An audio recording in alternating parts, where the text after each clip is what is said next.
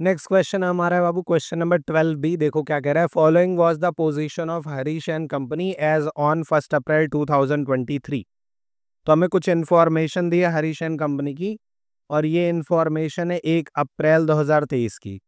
तो इस क्वेश्चन में हमें जर्नल एंट्री पास करनी है। सबसे पहले हम क्या कर लेंगे, फॉर्मेट लगा लेंगे। फॉर्मेट के बाद से फिर हम आ जाते हैं एक एक ट्रांजैक्शन को डिस्कस करने। तो सबसे पहला ट्रांजैक्शन जो हमारा है वो ओपनिंग इन्फॉर्मेशन है, यानी साल के पहले दिन जो हमें ओपनिंग इन्फॉर्मेशन देती है एसेट और लाइबिलिटी की, वो दिया है cash, bank, furniture, stock, debtor. Debtor में हम इंडिविजुअली नाम लिखते हैं तो राम और श्याम। फिर हमारी लाइबिलिटी में अनिल और सुनील, इतना दिया हुआ है। ठीक है, तो चलिए फटाफट से कर लेते हैं। सबसे पहले ओपनिंग जर्नल एंट्री बहुत सिंपल होती है। जितनी एसेट्स होती हैं सबको डेबिट कर दिया जाता है, और जितनी लाइबिलिटीज होती हैं सबको क्रेडिट कर दिया जाता है। तो पहले एसेट को डेबिट कर लेते हैं। Cash debit, bank debit, furniture account debit. इसके बाद से स्टॉक है तो स्टॉक को डेबिट कर देंगे। फिर राम है, राम डेबिट हो जाएंगे, और श्याम भी डेबिट हो जाएंगे। सारे डेटर हो गए। फिर अनिल और सुनील क्रेडिटर में है तो 2 अनिल हो जाएगा और 2 सुनील हो जाएगा। अब वैल्यूज लिख लेते हैं। तो कैश हमारा है 10,000, फिर 16,800, फिर 8,000। तो 10,000, 16,800, फिर 8,000 है फर्नीचर। फिर स्टॉक है हमारा 50,000 का, और राम जी हैं 12,000, और श्याम जी हैं 8,000। ठीक है, फिर इसके बाद से नहीं, उल्टा हो गया, 8 और 12 इसको लिखना था। तो ये 8,000 हट जाएगा यहाँ से। ओके, इसको पूरा ही हटाना पड़ेगा, ये उल्टा हम लोगों ने लिख लिया। ये 8,000 है और ये 12,000। फिर इसके बाद से क्रेडिटर में अनिल का है 4,000 और सुनील है 5,000। तो ये चीज़ें हो गई। इसके बाद से सारी एसेट्स लाइबिलिटी लिखने के बाद से क्रेडिट साइड पे जो भी डिफरेंस आता है उसको हम क्या मान लेते हैं, कैपिटल मान लेते हैं। तो पहले देख लेते हैं 10,000 प्लस 16,800, फिर 8,000 इसमें और ऐड कर दिया गया, और 50,000, और फिर 12 और 8 यानी कि 20,000। तो यार 1,04,800, जिसमें से हमें माइनस कर देना 9,000 रुपये। तो ये डिफरेंस आएगा बाबू 95,800 का। ठीक है, इस 95,800 को हमने क्या मान लिया, कैपिटल मान लिया। फिर बढ़ते हैं अगले ट्रांजैक्शन की तरफ। फिर कह रहा है following transaction took place during the year. सबसे पहला ट्रांजैक्शन कह रहा है कि 2 अप्रैल को हमें एक चेक मिला आराम से, फुल सेटलमेंट में 5% कैश डिस्काउंट काट दिए, और इस चेक को हम 4 अप्रैल को जमा करें, मतलब उस दिन चेक नहीं जमा हो रहा है। तो जब उस दिन चेक नहीं जमा हो रहा है तो हम उसको चेक इन हैंड मानते हैं, बैंक नहीं मानते हैं। ठीक है, तो एक अकाउंट बैंक की जगह हो जाएगा चेक इन हैंड, दूसरा हो जाएगा आराम, और फुल सेटलमेंट है मतलब डिस्काउंट है। Cheque in hand, cash, bank, ये सब रियल अकाउंट होते हैं। तो रियल का रूल कहता है debit what comes into the business. इस हिसाब से बैंक में आज जमा नहीं हो रहा है, इसलिए बैंक के बजाय चेक इन हैंड डेबिट हो जाएगा, और राम क्या हो जाएंगे, क्रेडिट हो जाएंगे। और जिस साइड पे कैश या बैंक या चेक इन हैंड होता है उसी साइड पे क्या लिखा जाता है, डिस्काउंट लिखा जाता है। तो डिस्काउंट अलाउड अकाउंट भी क्या हो जाएगा, डेबिट हो जाएगा। अब कितना रुपए था, तो चेक मिला है बाबू 5% का डिस्काउंट काट के, और राम से हिसाब हमारा कितने का है, 8,000 रुपए का है। तो 8,000 पे 5% लगा के सबसे पहले 8,000 राम में लिख दिया जाए, और 8,000 का 5% 400 इसमें आ गया, और 7,600 का हमें क्या मिल जाएगा, चेक मिल जाएगा। ठीक है, ये पहला ट्रांजेक्शन कंप्लीट हो गया। कब का, ये 2 अप्रैल का है। फिर इसके बाद से 4 अप्रैल को यही वाला चेक बैंक में जमा हो रहा है। तो जो चेक इन हैंड हमने पहले डेबिट किया था, अब उस चेक इन हैंड को हम क्या कर देंगे, क्रेडिट कर देंगे, और इसकी जगह पे अब बैंक हमारा क्या हो जाएगा, डेबिट हो जाएगा, क्योंकि चेक बैंक में जब जाएगा तो बैंक में पैसा बढ़ जाएगा। नरेशन लिख सकते हो, check deposited into bank 7,600 7,600। Alternatively अगर हम चाहते तो हम यहाँ चेक के बजाय हम कैश भी यूज कर सकते थे, और फिर जब यहाँ डिपॉजिट होता तो bank debit to cash deposit हो जाता। ठीक है, ये चीज समझ में आ रही है। ठीक है, फिर इसके बाद से नेक्स्ट ट्रांजेक्शन पे बढ़ते हैं। तो नेक्स्ट ट्रांजेक्शन हमारा क्या कह रहा हो, चलो देखा जाए, इसको सही करते हैं। ठीक है,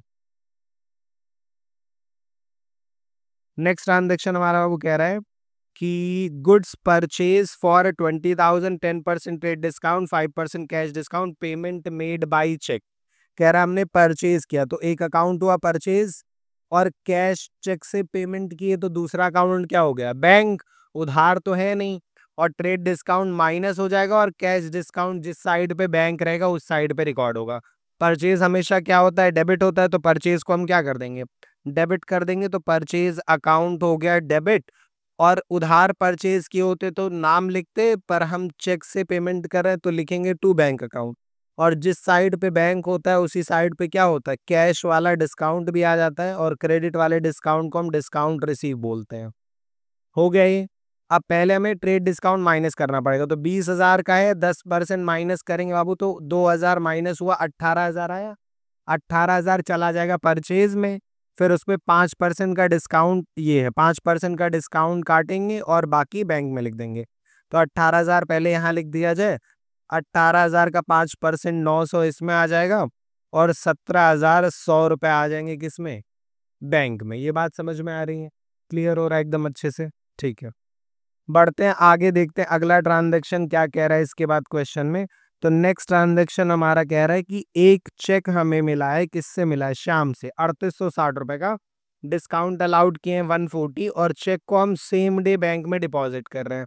तो जब सेम डे डिपॉजिट हो रहा है तो अब चेक इन हैंड मानने की कोई जरूरत नहीं है। अब हम उसको क्या मान सकते हैं, बैंक अकाउंट मान सकते हैं, कि चेक मिला सेम डे बैंक में जाएगा तो बैंक होगा, सेम डे नहीं जाएगा तो कैश या चेक इन हैंड होगा।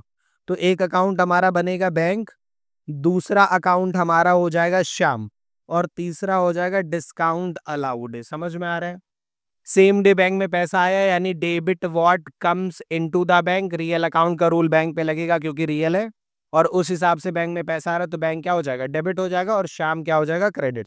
तो आप बैंक को डेबिट कर दीजिए, बैंक अकाउंट हमारा डेबिट हो जाएगा, और जिस साइड पे बैंक रहता है उसी साइड पे हमारा डिस्काउंट भी आता है, तो डिस्काउंट अलाउड भी क्या हो जाएगा, डेबिट हो जाएगा, और अपोजिट में आ जाएंगे टू श्याम।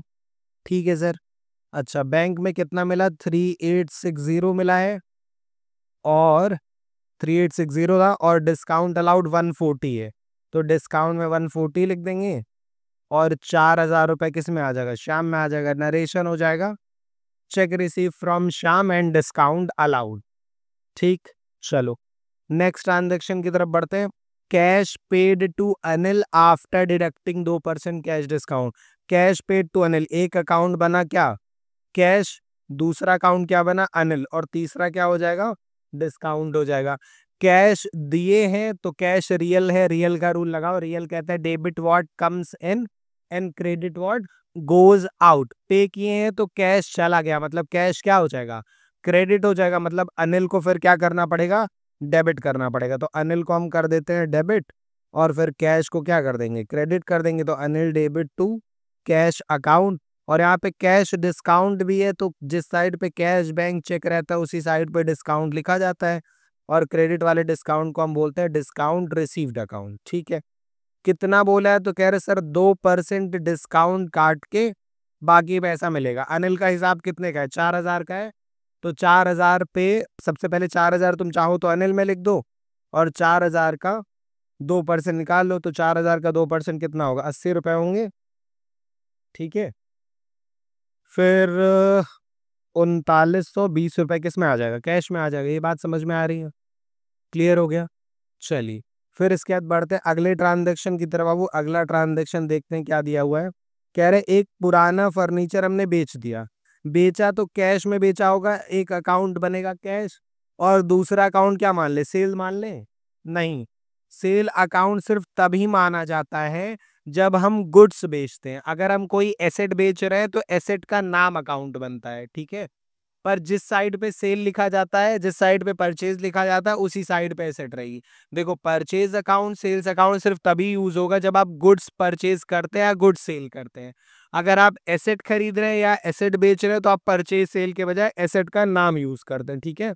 चलो, तो फर्नीचर बेचे हैं और कैश मिला है, रूल कहता है debit what comes into the business, तो कैश मिला मतलब कैश बिजनेस में आया, तो रूल के हिसाब से कैश अकाउंट क्या हो जाएगा, डेबिट, क्योंकि रूल कहता है डेबिट व्हाट कम्स इन, और credit what goes out. Furniture भी रियल है और रियल अकाउंट का रूल कहता है क्रेडिट व्हाट गोज आउट, इसलिए फर्नीचर क्या हो जाएगा, क्रेडिट। ओल्ड फर्नीचर नहीं, लिखना है, ठीक है, सिर्फ फर्नीचर लिखना है। चलो आगे फिर कह रहे हैं sold to Shiv Prasad, list price 10,000, 15% trade discount. बेचे हैं बाबू तो एक अकाउंट हमारा सेल्स होगा, इस बार गुड्स बेचे, फर्नीचर तो बेचे नहीं है, तो सेल्स इस बार यूज कर सकते हैं। दूसरा शिव प्रसाद होगा क्योंकि नाम दिया है, मतलब उधार ट्रांजैक्शन है, जब कैश वगैरह नहीं बता रहा। और ट्रेड डिस्काउंट कोई अकाउंट नहीं होता है, इसको क्या करना होता है, इसको मेन अमाउंट से माइनस करना होता है। 10,000 से 1500, 15% यानी 1500 माइनस करेंगे तो 8500 रुपए अमाउंट आएगा। तो एक अकाउंट बना सेल, दूसरा बना शिव प्रसाद, और अमाउंट हो गया 8500। सेल्स हमेशा क्या होती है, क्रेडिट होती है, तो शिव प्रसाद को क्या कर देंगे बाबू, डेबिट कर देंगे, और सेल्स को क्या कर देंगे, क्रेडिट कर देंगे। तो शिव प्रसाद डेबिट टू हमारा क्या हो जाएगा, सेल्स अकाउंट, ठीक है सर। और इसका अमाउंट माइनस करके कितना आया था, 8500 रुपीज, तो 8500 यहाँ पे लिख देंगे। इस तरीके से ये ट्रांजेक्शन भी हमारा क्या हो गया, कंप्लीट हो गया। फिर इसके बाद से बढ़ते हैं नेक्स्ट ट्रांजैक्शन की तरफ। नेक्स्ट ट्रांजैक्शन हमारा क्या कह रहा है, चलो देखते हैं। अगला ट्रांजैक्शन कह रहा है paid for furniture repair to Bahadur Singh. एक छूट गया क्या, अच्छा हाँ, रिटर्न वाला छूट गया।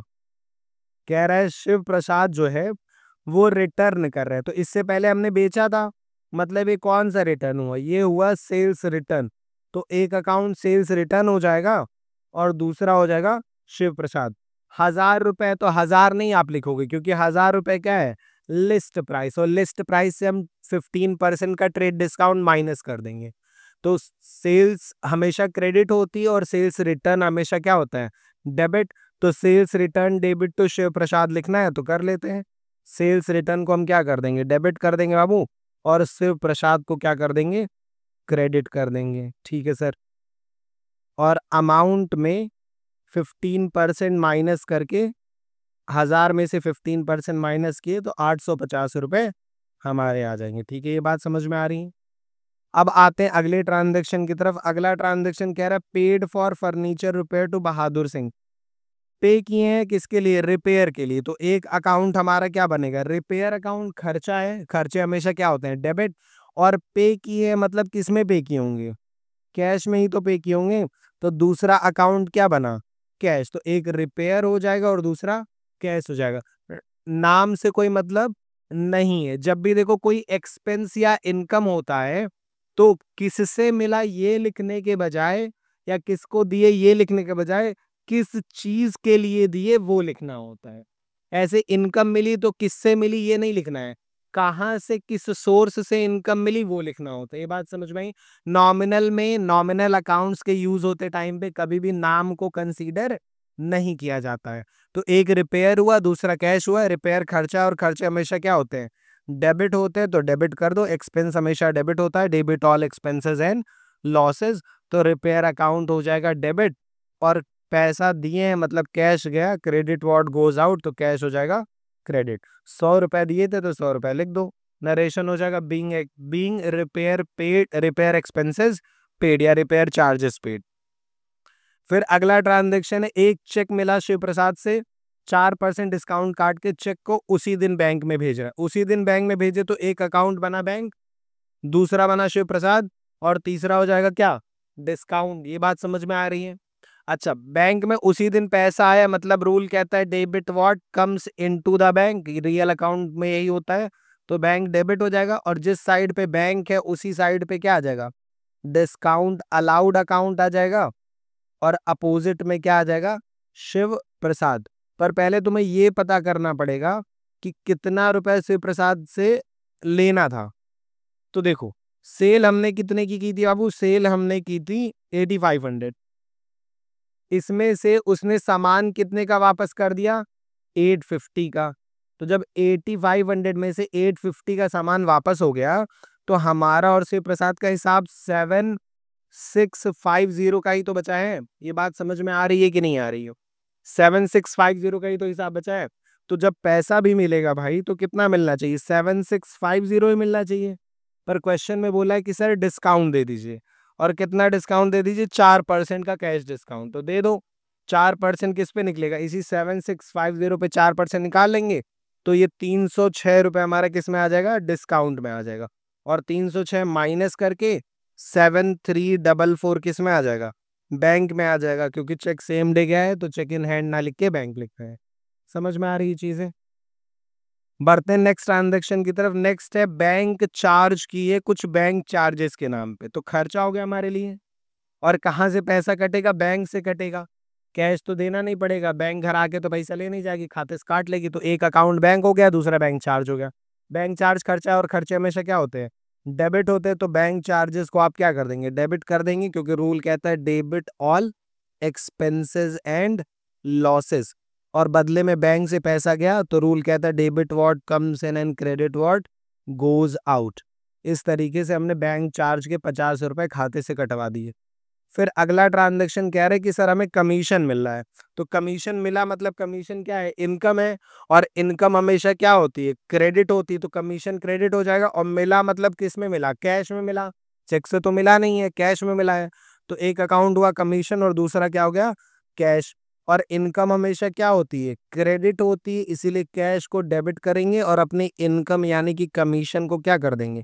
क्रेडिट कर देंगे, क्योंकि रूल कहता है debit all expenses and losses and credit all income and gain. तो अमाउंट इसका दिया था 200 रुपए, तो 200 रुपए हमने लिख दिया। ठीक है, इस तरीके से क्वेश्चन नंबर 12 बी हमारा क्या हो गया? कंप्लीट हो गया। चलो अगले क्वेश्चन की तरफ बढ़ते हैं। Question number 13। इस क्वेश्चन से अभी तक जितने भी क्वेश्चन हमने ऑलमोस्ट सॉल्व किए थे, सब में हमारा क्या था? या तो परचेज है, सेल है, परचेज रिटर्न, सेल्स रिटर्न, या फिर कैपिटल हो रही है, ड्राइंग हो रही है। इसके अलावा हम लोगों ने ट्रेड डिस्काउंट और कैश डिस्काउंट, फुल सेटलमेंट वगैरह के ट्रांजैक्शन देखे थे।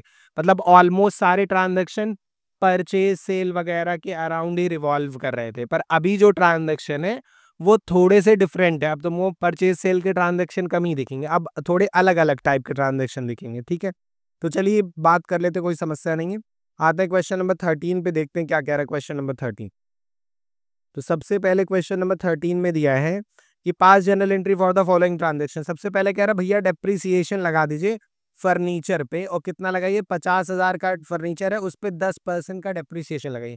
डेप्रीसिएशन क्या होता है बाबू? डेप्रीसिएशन का मतलब होता है permanent fall in the value of asset. जैसे अगर आप कभी कोई एसेट खरीदते हैं तो क्या वो एसेट हमेशा उतने की ही रहेगी जितने की आप खरीदे हैं? नहीं, टाइम के साथ उसकी वैल्यू कम होगी। हर एसेट के साथ ये चीज होती है, लैंड को छोड़ के। लैंड की वैल्यू अप्रिशिएट होती है, बाकी सारी टेंजिबल एसेट्स की वैल्यू डेप्रिशिएट होती है, डिक्रीज होती है। तो ये जो डिक्रीज होती है एसेट की वैल्यू, बिजनेस के लिए एक तरीके का क्या है? लॉस। और उस लॉस का नाम क्या है बाबू? डेप्रिसिएशन। और हर लॉस, हर एक्सपेंस एक अकाउंट होता है, तो हमारा एक अकाउंट होगा डेप्रिसिएशन। और खर्चे हमेशा क्या होते हैं? डेबिट होते हैं। तो हम पहले क्या कर देंगे? डेप्रिसिएशन को क्या कर देंगे? डेबिट कर देंगे। तो डेप्रिसिएशन अकाउंट डेबिट हो गया। और किस पे डेप्रिसिएशन लगाना है? फर्नीचर पे लगाना है। एक तरीके से अगर एसेट की वैल्यू कम हो रही है तो क्या ये एक तरीके से एसेट के जाने के बराबर है? हाँ, क्योंकि एसेट की वैल्यू कम हुई मतलब उतने की एसेट चली गई, राइट। तो रूल कहता है debit what comes in and credit what goes out. तो फर्नीचर हमारा क्या हो जाएगा? क्रेडिट हो जाएगा। पर रुको, क्वेश्चन में सिर्फ इसी पे नहीं लगाना है। कह रहा 50,000 का 10% तो फर्नीचर पे डेप्रिसिएशन लगेगा, यानी 5,000। पर साथ में एंड मशीनरी पे भी डेप्रिसिएशन लगा दीजिए। तो मशीनरी पे डेप्रिसिएशन लगेगा तो इसमें एक अकाउंट हो जाएगा डेप्रिसिएशन, और दूसरे अकाउंट क्या हो जाएगा? मशीनरी। अब डेप्रिसिएशन ऑलरेडी डेबिट है ही, तो हम बस यहीं नीचे क्या लिख देंगे?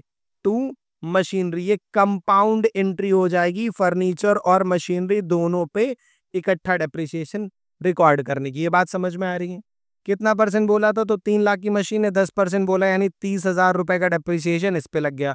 और टोटल जो हमारा लॉस हुआ डेप्रिसिएशन से वो कितने का हो गया?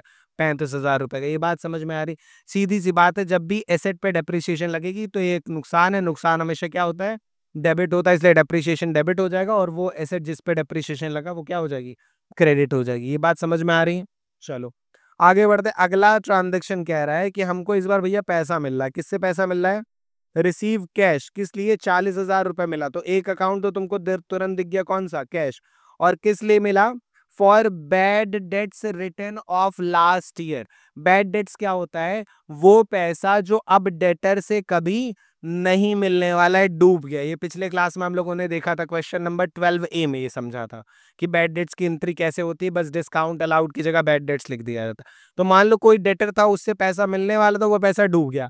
अब पता नहीं कई सालों बाद कहाँ से उसकी आत्मा जगी, हिमालय पे गया था तपस्या करने, उसको आत्मज्ञान प्राप्त हुआ कि कौन क्या लेके जाएगा, भागा भागा आया, कहा सर सर आपका हम बैड डेट्स कर दिए थे और अब ऐसा है मेरी आत्मा जग गई है, मैं किसी का लेके कहाँ जाऊंगा, आप एक काम करिए अपना पैसा ले लीजिए।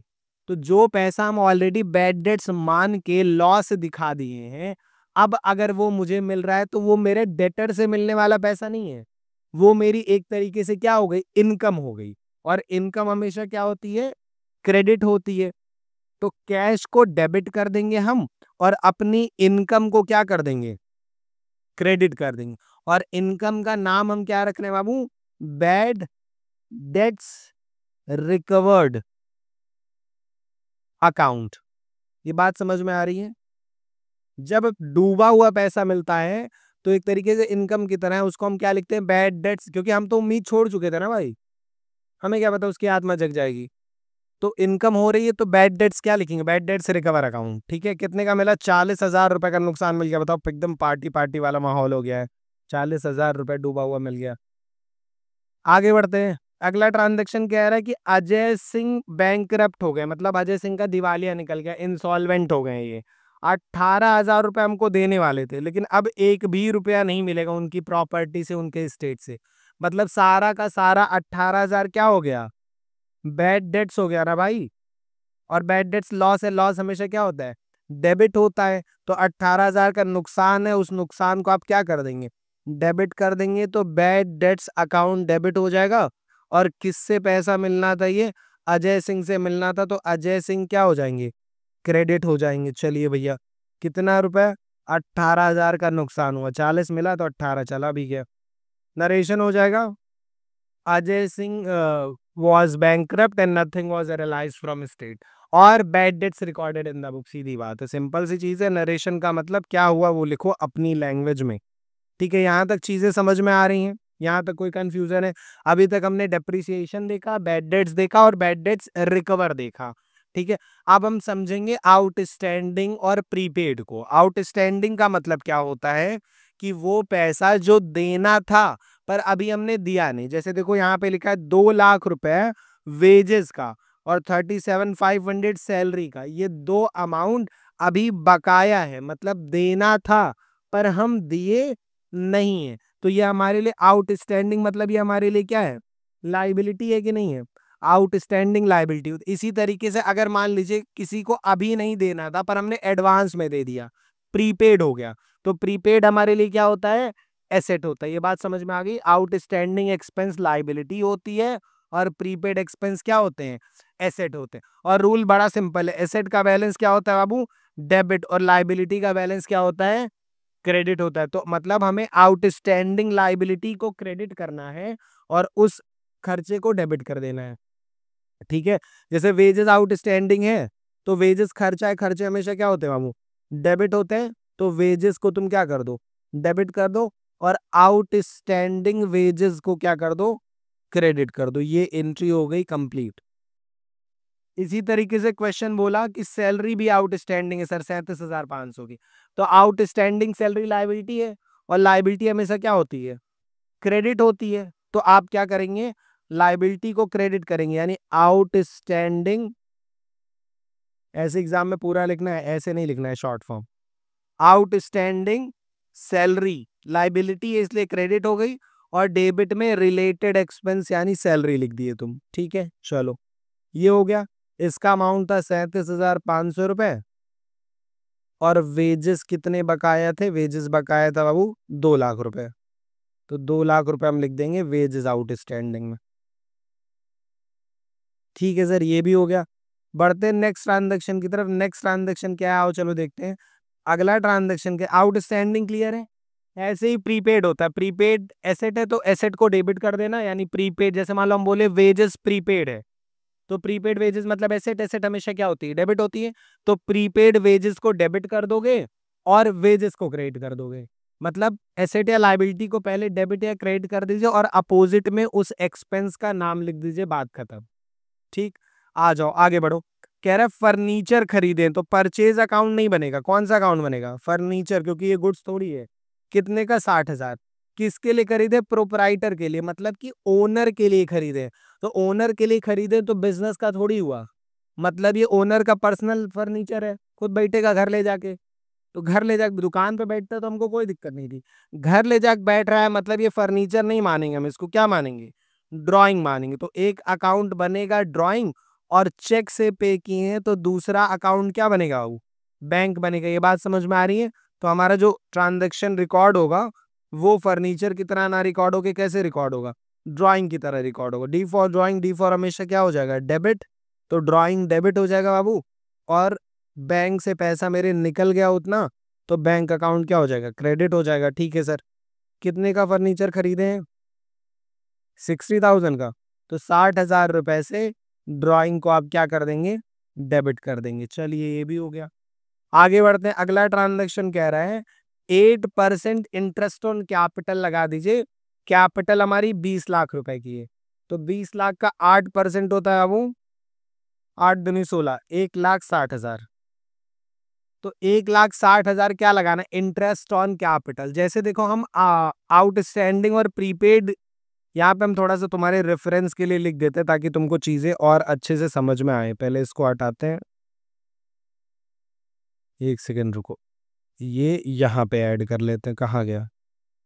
ये है। तो यहाँ पे हम लोग कॉन्सेप्ट थोड़ा सा एक बार समझ लेते हैं। देखिए, खर्चों में दो टाइप के खर्चे हुए हमारे। एक हो गया आउट स्टैंडिंग स्टैंडिंग एक्सपेंस, और दूसरा हमारा हो गया बाबू प्रीपेड एक्सपेंस।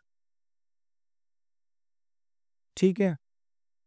ऐसे ही इंटरेस्ट हमारा दो टाइप का होगा। वो एक हमारा होगा इंटरेस्ट ऑन कैपिटल, और दूसरा हमारा हो जाएगा इंटरेस्ट ऑन ड्राइंग।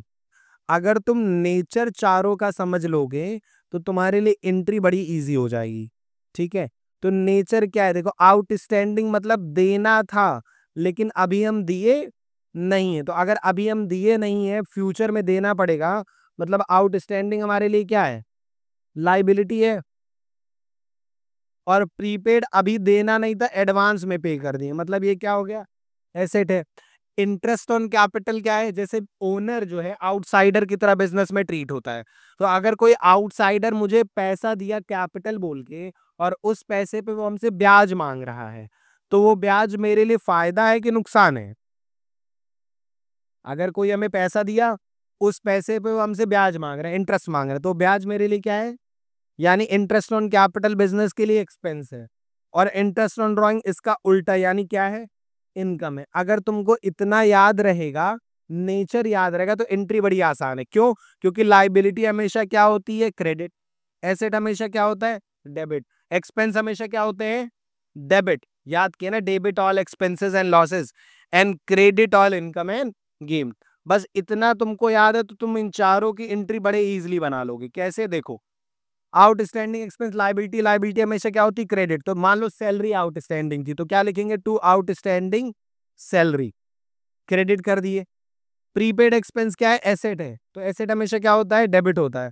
तो एसेट डेबिट होता है, मतलब कि प्रीपेड सैलरी को हम क्या कर देंगे?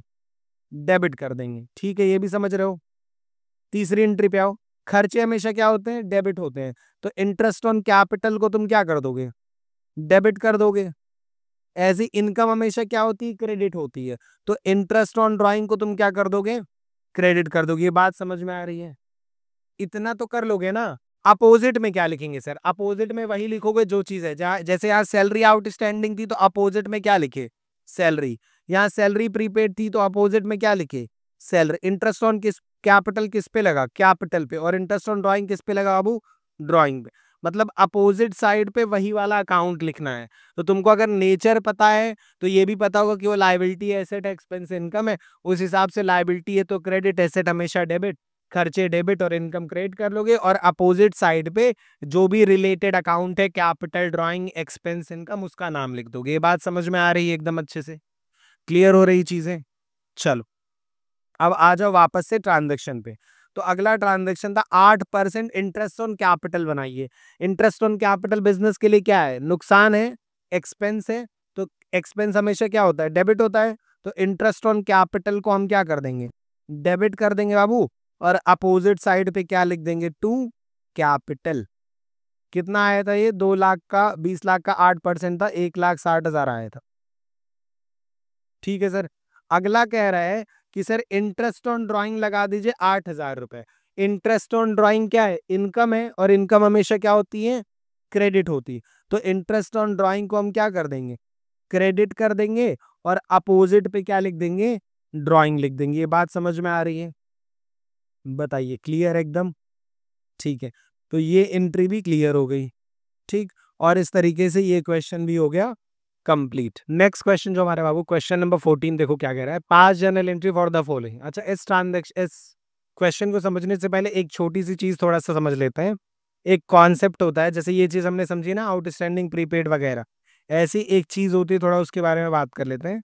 एक कॉन्सेप्ट है, जब आप GAAP पढ़ोगे, जनरली एक्सेप्टेड अकाउंटिंग प्रिंसिपल करके एक चैप्टर आपकी बुक में, तो उस अकाउंटिंग प्रिंसिपल में एक प्रिंसिपल का नाम है बाबू historical cost concept. Historical cost concept, इसको डायरेक्टली कॉस्ट कॉन्सेप्ट भी कहा जाता है।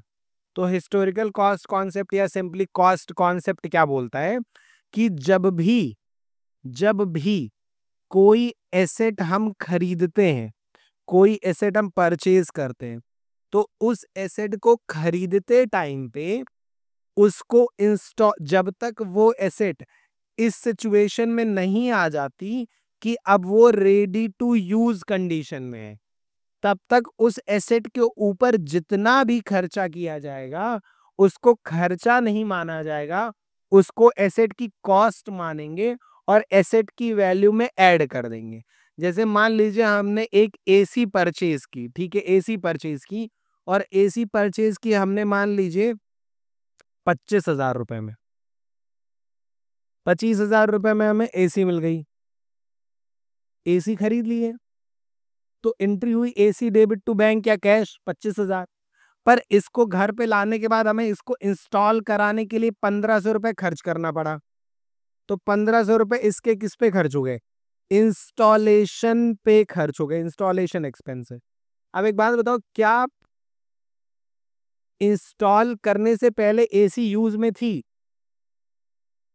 अच्छा, जब ला रहे थे दुकान से, जहां से खरीदे थे, वहां से लाते टाइम हमें भाड़ा देना पड़ा, कैरेज देना पड़ा, 1,000 रुपए भाड़ा लग गया ट्रांसपोर्ट का, या जहां से भी ला रहे थे। तो एक्चुअल में एसेट यूज में कब आएगी एसी? जब तुम खरीदे, भाड़ा दिए, घर पे आया, इंस्टॉल करवाए, इंस्टॉल कराने के बाद अब एसी इस कंडीशन में है कि अब हम रिमोट चार्ज से उसको ऑन करके चालू कर सकते हैं, यूज कर सकते हैं। तो यानी यूज करने से पहले, अब वो यूज की कंडीशन में, यूज से पहले उस पे जितने भी खर्चे हुए वो सारे खर्चे क्या हो जाएंगे? उसमें ऐड हो जाएंगे।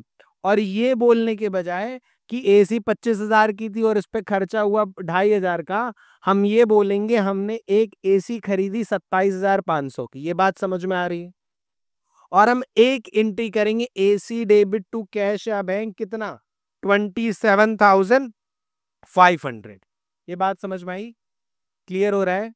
खर्चे अगर कोई होते हैं यूज होने से पहले तो वो सब ऐड हो जाते हैं। अब एक बार एसी यूज हो गई, इंस्टॉल हो गई, अब एसी चलने लगी, अगले दिन उसमें कुछ चूहा तार वार काट दिया, तुम फिर से मैकेनिक को बुलाए और वो कुछ रिपेयरिंग का चार्ज लिया, तो क्या वो रिपेयर का चार्ज ऐड करोगे एसी में?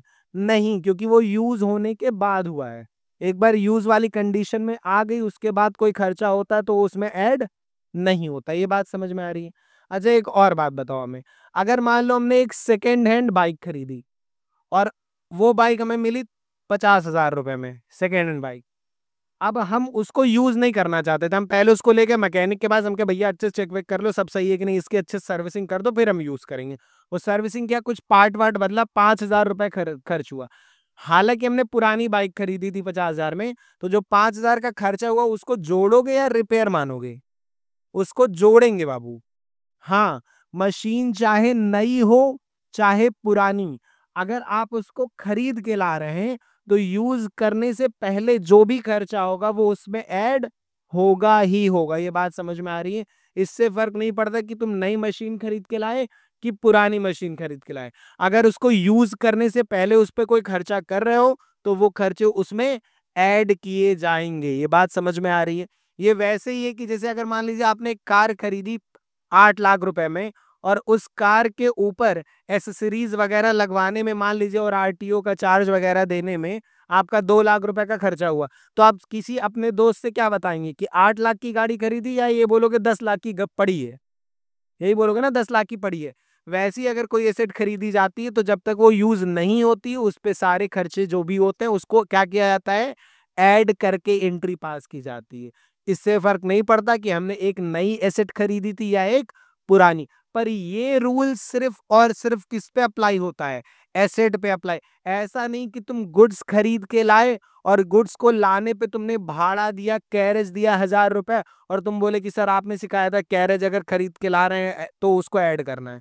वो एसेट लाओगे तो ऐड होगा, गुड्स जो बेचने के लिए ला रहे हो उसके खर्चे को खर्चा माना जाता है, उसको ऐड नहीं किया जाता। ये बात समझ में आ रही है? बताएं कोई समस्या? चलिए अब आ जाइए इस क्वेश्चन पे। अब ये क्वेश्चन आपको अच्छे से समझ में आएगा। चलिए एक एक करके देखते हैं फटाफट से क्या क्या ट्रांजेक्शन यहाँ पे दिया है। तो सबसे पहला जो ट्रांजेक्शन है बाबू, वो कह रहा है हमने गुड्स खरीदे हैं पैसा दे के 50,000 और 4,000 रुपए कैरेज में खर्च हुआ। तो एक अकाउंट हमारा क्या बना, परचेज, दूसरा अकाउंट बना क्या, कैश। ये बताओ ये जो कैरेज है 4,000 जो भाड़ा लगा, इस भाड़े को परचेज में जोड़ें कि ना जोड़ें? इसको नहीं जोड़ेंगे क्योंकि गुड्स पे खर्च हुआ। तो यानी हमको दो एंट्री करनी पड़ेगी, एक परचेज की अलग और कैरेज की अलग। कैरेज खर्चा और खर्चे हमेशा क्या होते हैं, डेबिट होते हैं। अच्छा दूसरे वाले ट्रांजेक्शन में जो हमने 4,000 कैरेज दिया, इसमें दो अकाउंट क्या होगा, एक अकाउंट तो कैरेज हो जाएगा और दूसरा अकाउंट क्या होगा, कैश हो जाएगा। और पहले वाले में एक अकाउंट परचेज हो जाएगा और दूसरा क्या हो जाएगा, कैश हो जाएगा। परचेज हमेशा क्या होता है अबू, डेबिट होता है, तो कर दीजिए डेबिट, परचेज को डेबिट कर देते हैं और कैश को क्या कर देते हैं, क्रेडिट कर देते हैं। ये बात समझ में आ रही है, क्लियर हो रही है चीजें? बताओ कोई दिक्कत? नहीं दिक्कत है, चलिए ठीक है। ये चीज हो गई परचेज डेबिट टू कैश। ये पूरा डुप्लीकेट हो जा रहा है, बदतमीज, छोड़ो जाने दो। ठीक है, ये एंट्री क्लियर हुई। कितने का परचेज किए थे, 50,000, तो 50,000 बाबू यहाँ पे लिख देंगे और 50,000 लिख देंगे कैश में। अच्छा दूसरी एंट्री क्या, हमने कैरेज पे किया, भाड़ा कितना भाड़ा पे किया बाबू, 4,000 रुपए। तो भाड़ा हमेशा, खर्चे हमेशा क्या होते हैं, डेबिट होते हैं। तो एंट्री तुम्हारी हो जाएगी कैरेज डेबिट टू कैश। कितना, 4,000 रुपए और 4,000 रुपए। ये बात समझ में आ रही है? पर दोनों सेम डेट के थे ना, तो हम चाहते तो क्या हम इसको कंबाइन कर सकते थे कि परचेज डेबिट और यहीं पे नीचे कैरेज को भी क्या कर दिया जाए, डेबिट कर दिया जाए। कितने से, 4,000 रुपए से। ऐड थोड़ी कर रहे हैं, दोनों को जोड़ थोड़ी रहे हैं, अलग से लिख रहे हैं ना। और कैश का अमाउंट 50,000 के बजाय 54,000 कर दिया जी, ये भी तो सही है। कंबाइन करने का मतलब होता है कि आप कैरेज को लिखिए ही मत, आप कैरेज के बजाय परचेज में ही दाम जोड़ दीजिए। पर हम ऐसा तो कर नहीं रहे, हम एंट्री कंबाइन कर रहे हैं, अमाउंट नहीं कंबाइन कर रहे हैं। ये बात समझ में आ रही है? चलिए अगला ट्रांजैक्शन देखो क्या कहता है। ये अकाउंट लिख देते क्योंकि सबके आगे अकाउंट लिखना होता है। अगला कह रहा है भैया, अगले ट्रांजैक्शन में कह रहा है कि सर 10 नवंबर को हमने मशीनरी खरीदी। तो परचेज अकाउंट लिखेंगे कि मशीनरी अकाउंट, मशीनरी अकाउंट, क्योंकि एसेट खरीदते हैं तो एसेट का नाम। पैसा देके खरीदें तो कैश, तो एक अकाउंट मशीनरी एक अकाउंट कैश। और परचेज के बजाय क्या डेबिट होगा, मशीनरी डेबिट होगा और कैश क्रेडिट हो जाएगी। तो कर दीजिए भैया, मशीनरी को हम कर देंगे डेबिट और कैश अकाउंट को क्या कर देंगे, क्रेडिट कर देंगे। ठीक है सर, हो गया। कितना अमाउंट है, कह रहे 3 लाख रुपए था सर, और इस पे 20,000 रुपए कैरेज का लगा। इस बार कैरेज को ऐड करोगे कि नहीं करोगे? करेंगे, क्योंकि सर एसेट है और एसेट पे तो जोड़ा जाता है। तो जोड़ के यहाँ पे सीधे 3,20,000 लिख दिया जाएगा और अलग से कैरेज डेबिट टू कैश करने की कोई जरूरत नहीं। नरेशन मशीनरी परचेज और पहले वाले का goods purchase and carriage paid, और यहाँ पे सिर्फ मशीनरी परचेज। अगले ट्रांजेक्शन पे 15 नवंबर को हमने चेक से 2 लाख रुपए दिया है। किसका? सीमेंट के लिए 2 लाख, 1 लाख रुपए लकड़ी के लिए, 50,000 मजदूरी के लिए। और ये सब क्यों दे रहे हैं? क्योंकि हमें बिल्डिंग बनवानी है। तो एक बात बताओ, हमें 3 अलग अलग खर्चा लिखना चाहिए कि सीमेंट डेबिट टू कैश, मजदूरी डेबिट टू कैश, लकड़ी डेबिट टू कैश, या सिर्फ एक एंट्री करें building debit to cash? Building debit to cash, क्योंकि ये सारे ही खर्चे उस एसेट को बनाने में लग रहे हैं, और एसेट जब तक यूज नहीं होती है तब तक उसके ऊपर किए जाने वाले सारे खर्चे उस एसेट के नाम से डेबिट होते हैं। ये बात समझ में आ रही है कि नहीं आ रही है? तो एंट्री बनेगी building debit to cash account. कितना है वो? 2 लाख, 1 लाख और 50,000, यानी टोटल 3.5 लाख रुपए की बिल्डिंग अब तक बन चुकी है। ठीक है, जब तक बिल्डिंग बन के तैयार नहीं होगी सारे खर्चे बिल्डिंग नाम से डेबिट होंगे। अगला है कि एक पुरानी मशीनरी हमने परचेज की, तो परचेज अकाउंट तो लिखेंगे नहीं, क्या लिखेंगे? मशीनरी लिखेंगे। ओल्ड मशीनरी लिखने की जरूरत नहीं, दुनिया के लिए पुरानी होगी, तुम्हारे लिए तुम्हारी चंपा के लिए नई मशीनरी है। समझ गए कि नहीं? तो एक अकाउंट बना मशीनरी, और कह रहे कि सर दूसरा अकाउंट क्या होगा? कैश ही होगा। कह रहे सर इस पे 25,000 रुपए रिपेयर के लगे हैं, तो बताओ रिपेयर को अलग से लिखेंगे जोड़ दें? जोड़ देंगे, क्योंकि भैया मशीन भले पुरानी हमारे लिए तो नहीं है ना वो। तो मशीनरी डेबिट होगी, और पैसा दिए हैं तो कैश क्या हो जाएगा? क्रेडिट हो जाएगा। तो हमारी एंट्री क्या हो जाएगी? मशीनरी अकाउंट डेबिट, और पैसा गया credit, what goes out cash account क्या हो जाएगा? क्रेडिट हो जाएगा। और इस पे 2 लाख रुपए ये लगा, 25,000 इसको सर्विसेबल कराने में लगा, तो 2,25,000 खर्च करने के बाद अब हम मशीन यूज कर सकते हैं। चलिए ये भी समझ में आ गया। ठीक। अगला ट्रांजैक्शन कह रहे 21,500 दिए हैं किसी अदर मशीन को रिपेयर करने को। अब ये बताओ, ये जो 21,500 खर्च हुआ रिपेयर पे, इसको हम रिपेयर नाम से डेबिट करें या मशीनरी नाम से डेबिट करें? ये तो रिपेयर नाम से डेबिट होगा, क्योंकि ये कहीं नहीं लिखा है कि अभी नई मशीन या पुरानी मशीन खरीद के लाए और फिर उसके बाद काम हुआ। ये तो ये कह रहा है ना कि भैया मशीन थी कोई पहले की, सम अदर मशीनरी, उसको रिपेयर करा रहे हैं। तो रिपेयर करा रहे हैं मतलब मशीन पहले से यूज में चल रही है, और अगर पहले से यूज में चल रही है तो उसको मशीनरी नाम से डेबिट नहीं करना है, उसको खर्चे के नाम से डेबिट करना है। रिपेयर डेबिट टू कैश हो जाएगा 21,500, 21,500। ये बात समझ में आ रही है? ठीक है, चलिए। और इस तरीके से क्वेश्चन नंबर 14 भी हमारा हो गया कंप्लीट। ये पूरा का पूरा क्वेश्चन सिर्फ एक ही कॉन्सेप्ट के अराउंड रिवॉल्व कर रहा था, वो था हिस्टोरिकल कॉस्ट कॉन्सेप्ट, जो कहता है कि जब भी कोई एसेट खरीद के लाई जाती है, चाहे नई चाहे पुरानी, अगर उसको यूज करने से पहले उस पर कोई खर्चा होता है तो उन खर्चों को खर्चे नाम से अलग से डेबिट नहीं किया जाता, एसेट के नाम से डेबिट किया जाता है। ये बात समझ में आ रही है? बताइए, कोई समस्या? चलिए, आज की क्लास के लिए टिल क्वेश्चन नंबर 14 ही रखते हैं, 14 था शायद। अगली क्लास में हम कंटिन्यू करेंगे क्वेश्चन नंबर 15 ऑनवर्ड्स।